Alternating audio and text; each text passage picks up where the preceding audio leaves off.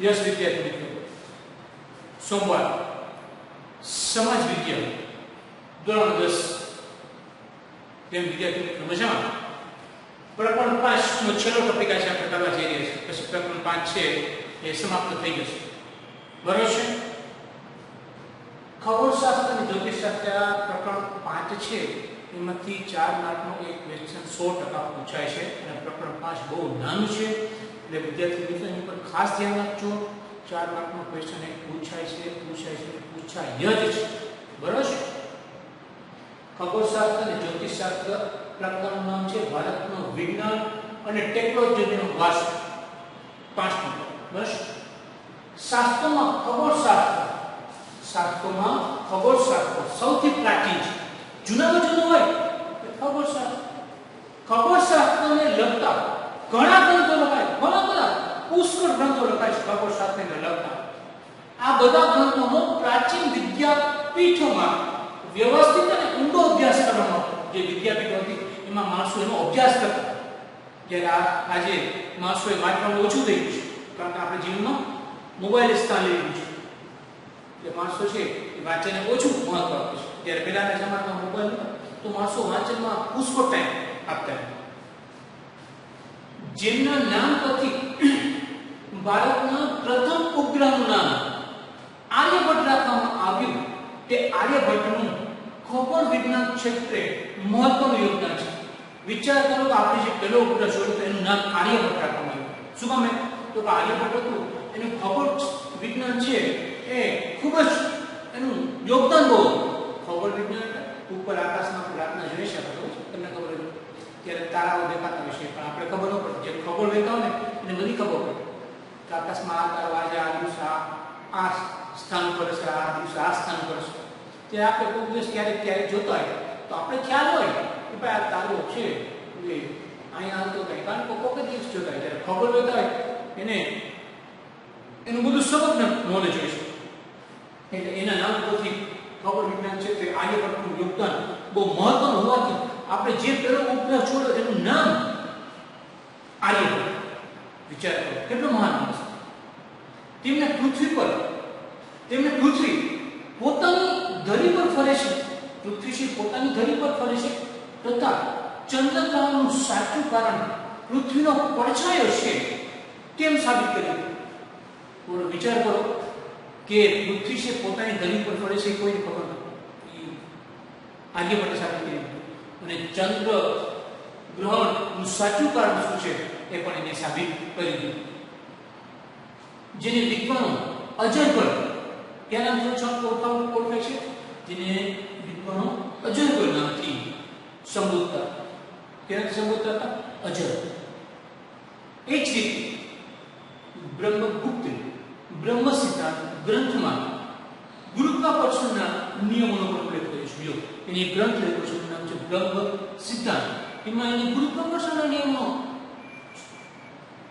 સિદ્ધાંત લખ્યો છે. વિચાર કરો કેટલો માણસ મહાન છે. જ્યોતિષશાસ્ત્રને તંત્ર, ગોળા અને સંહિતા એવા 3 ભાગમાં વહેંચનાર વરાહમિહિર મહાન ખગોળવેતા તથા જ્યોતિષશાસ્ત્ર. વરાહમિહિર છે એ મહાન જ્યોતિષશાસ્ત્રી હતા અને મહાન ખગોળવેતા પણ હતા. એને જ્યોતિષશાસ્ત્રને 3 વિભાગમાં વહેંચ્યું. એક છે તંત્ર, બીજું છે ગોળા અને ત્રીજું છે સંહિતા. આ તો જ્યોતિષશાસ્ત્રી હતા ને ખગોળ વેતા હતા. તો બેનો સમન્વય કોણ? તો વરાહમિહિર. તેમને બૃહદ સંહિતા નામના ગ્રંથની રચના બૃહદ સંહિતા નામના ગ્રંથની રચના કરી જેમાં આકાશી ગ્રહોની માનવીના ભવિષ્ય પર થતી અસર. તમને ખબર છે કે આપણે ઘણી વખત કોઈ આપણે ઘરમાં અશાંતિ હોય આપણે ગુરુ પાસે જોડાય તો કે ભાઈ તમને આ ગ્રહ ભણે છે બુધ નોરી મંગળ તમને ખબર છે બધા આકાશી ગ્રહો છે. તો આકાશી ગ્રહોના માનવીના ભવિષ્ય પર કેવી અસર થાય છે એ વર્ણવ્યું તેમાં બૃહદ સંહિતામાં. મનુષ્યના લક્ષણો, પ્રાણીઓના વર્ગો, લગ્ન સમય, તળાવો, કુવાઓ, બગીચા, ખેતરમાં વાવણી કઈ ક્યારે કરવી વગેરે પ્રસંગોના શુભ મુહૂર્તોની માહિતી દર્શાવે છે. એ બધું દર્શાવે છે ભાઈ. લગ્ન ક્યારે કરવા, વાવણી ક્યારે કરવી, તળાવો ક્યારે ખોદવા, કુવાઓ ક્યારે ખોદવા, એની બધાનું મુહૂર્ત લખ્યું છે. એની જે બૃહદ સંહિતાની રચના કરી છે ને, બૃહદ સંહિતાના જે ગ્રંથની રચના કરી છે વરાહમિહિરે, એમાં બધી માહિતી આપી છે. કારણ કે જ્યોતિષશાસ્ત્રી પણ હતા, ખગોળવેત્તા હતા અને જ્યોતિષશાસ્ત્રી હતા, એટલે એને બધી ખ્યાલ હતી. આપણને ગર્વ થવો જોઈએ કે આપણા પૂર્વજો, આપણને ગર્વ થવો જોઈએ કે આપણા પૂર્વજો વિવિધ વિદ્યામાં કેવી નિપુણતા ધરાવતા હતા. કે આપણા પૂર્વજો હતા એ લગભગ દરેક ક્ષેત્રમાં પોતાની મહાનતા ધરાવતા. સમજે છે? આપણા પૂર્વજો છે એ ખૂબ જ હોશિયાર અને કાર્યદક્ષ હતા. આના પછીનો ટોપિક છે આપણે વાસ્તુશાસ્ત્ર. એ પણ બહુ ઇમ્પોર્ટન્ટ છે. બરોબર છે? તમને ખ્યાલ છે વિશ્વકર્માએ દ્વારકા નગરીનું સર્જન કર્યું અને દેવોના જે આર્કિટેક્ટ ગણાય, બરોબર છે, એ વિશ્વકર્મા છે. એ વાસ્તુશાસ્ત્રમાં એનો ઉલ્લેખ આવશે, એટલા માટે આપણે વાત કરી છે. સુદામા જ્યારે ભગવાનને મળવા ગયા હતા દ્વારકાધીશ, ત્યારે ભગવાને કીધું કે ભાઈ દ્વારકા આખી બનાવી દે નવી. ત્યારે વિશ્વકર્માએ આર્કિટેક્ટ અને વાસ્તુશાસ્ત્ર પ્રમાણે નગરની રચના કરી. એ જ વાસ્તુશાસ્ત્રનો અભ્યાસ આપણે કરવા જઈ રહ્યા છીએ. વાસ્તુશાસ્ત્ર એ જ્યોતિષશાસ્ત્રનો એક અવિભાજ્ય છે. જેને જ્યોતિષશાસ્ત્ર ઉપર વાસ્તુશાસ્ત્રનો ખૂબ જ ખ્યાલ આવ્યો. પ્રાચીન ભારતમાં જોજો બધા આર્કિટેક્ટ હતા બધા. પ્રાચીન ભારતમાં બ્રહ્મા, નારદ, બૃહસ્પતિ, ભૃગુ, વશિષ્ઠ, વિશ્વકર્મા જેવા વિદ્વાનો વાસ્તુશાસ્ત્રનો અનોખો પ્રદાન છે. બધા આર્કિટેક્ટ હતા બધા. શિલ્પકાર, શિલ્પના ચિત્ર આકાર મકાન બનાવતા. વાસ્તુશાસ્ત્રમાં રહેવાની જગ્યા, મંદિર, મહેલ, અશ્વશાળા, કિલ્લા, શસ્ત્રાગાર. શસ્ત્રાગાર એટલે પહેલા તો શસ્ત્રો લડાઈ માટે શસ્ત્રાગાર પણ ક્યાં બનાવો? શસ્ત્ર રાખવાની જગ્યા છે, દૂર શસ્ત્રાગાર કહેવાય છે. નગર વગેરેની રચના કેવી રીતે કરવી, કઈ દિશામાં કરવી, તે દર્શાવે છે. કેમાં? વાસ્તુશાસ્ત્ર.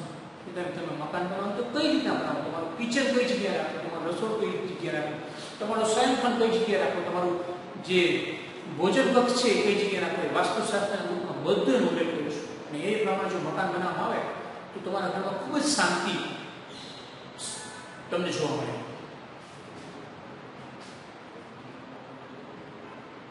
બૃહદ સંહિતામાં વાસ્તુશાસ્ત્રનો ઉલ્લેખ જોવા મળે. જ્યાં આપણે ભણી બૃહદ સંહિતા વરાહમિહિરે, તમને ખબર છે તળાવો, કુવાઓ, બધી માહિતી એના મૂળકો આપ્યા છે. એ બૃહદ સંહિતા. બૃહદ સંહિતામાં વાસ્તુશાસ્ત્રનો ઉલ્લેખ જોવા મળે છે. 15મી સદીમાં મેવાડના રાણા કુંભાઈએ અગાઉના પ્રકાશનોમાં સુધારા વધારા કરાવીને વાસ્તુશાસ્ત્રનું પુનરુદ્ધાર કર્યું. સુધારા વધારા એટલે વાસ્તુશાસ્ત્રનું પુસ્તક તો આવતું જ છે, પણ એમાં જેને એવું લાગ્યું કે ભાઈ સુધારા વધારા કરવાની જરૂર છે, એ સુધારા વધારા કરાવીને નવી આવૃત્તિ બહાર પાડી. કે ખબર છે પુસ્તકની આવૃત્તિ બહાર પાડ્યું છે. એવી રીતના નવી આવૃત્તિ બહાર પાડી, એકદમ લેટેસ્ટ વાસ્તુશાસ્ત્રનો બુક છે એ બહાર પાડ્યા. વાસ્તુશાસ્ત્રને 8 ભાગમાં વહેંચનાર. વાસ્તુશાસ્ત્ર છે ને 8 ભાગમાં વહેંચ્યું છે. વિશ્વકર્માને માનવામાં આવે છે. વાસ્તુશાસ્ત્ર 8 ભાગમાં વહેંચનાર વિશ્વકર્મા. કોણ હતા આપણા? વિશ્વ. વાસ્તુશાસ્ત્રમાં જગ્યાની પસંદગી, વિવિધ આકારો, રચના, કદ, વસ્તુની ગોઠવણી, દેવ મંદિર, બ્રહ્મસ્થાન, ભોજન કક્ષ, શયનખંડ આદિ વગેરે વિવિધ સ્થાનોની માહિતી આપવામાં આવી છે. કારણ કે બૃહદ સંહિતામાં તમને ખબર છે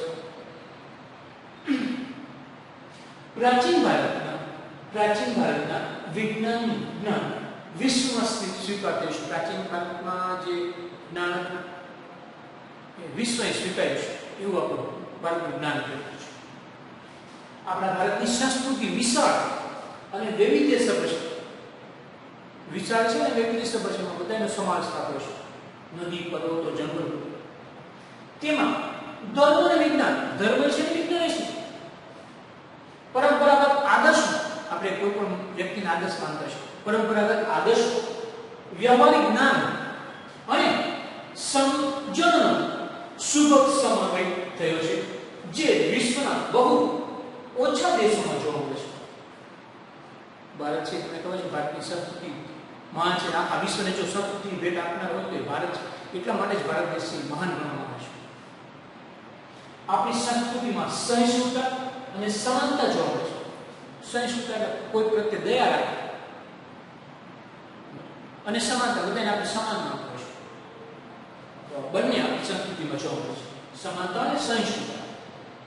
અહીં દરેક વ્યક્તિના ધર્મ, જીવન પદ્ધતિ અને મૂલ્યોમાં વિવિધતા હોવા છતાં આપણા દેશમાં એકતાની દર્શન છે. આપણા ભારત દેશમાં અનેક જાતિના, અનેક ધર્મના લોકો વસે છે અને બધા જ પોતપોતાનો ધર્મ પાળે છે.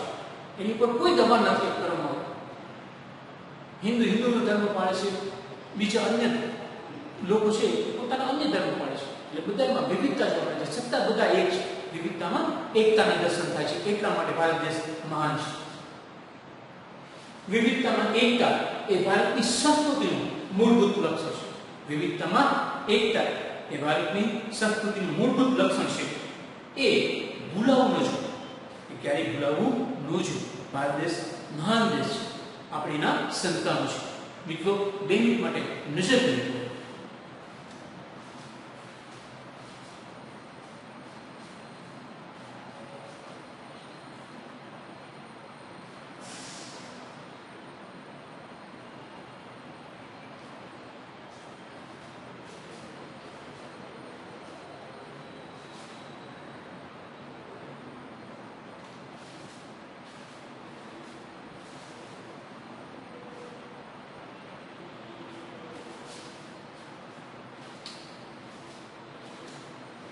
યસ વિદ્યાર્થી, મને આશા છે તમે બધા જ હોશિયાર છો.